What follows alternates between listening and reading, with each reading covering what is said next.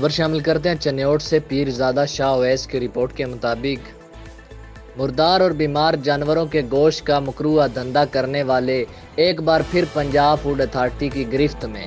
Punjab food authority نے مردار اور بیمار جانوروں کے گوشت کی بڑی سپلائی ناکام بنا دی۔ ضلع چنیوٹ کے شہری مردار اور بیمار جانوروں کا انتہائی مضر صحت گوشت کھانے سے بچ گئے۔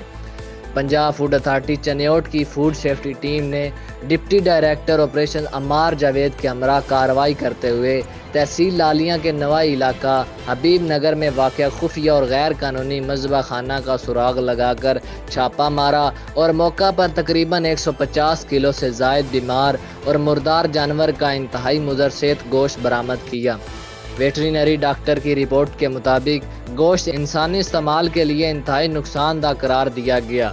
Director general Punjab food authority Muhammad Asim Javed کا کہنا ہے کہ شہریوں کو خالص صحت بخش اور صاف خوراک کی فراہمی کے لیے صحت دشمن عناصر کے خلاف بلا تفریق کارروائیاں جاری رہیں گی۔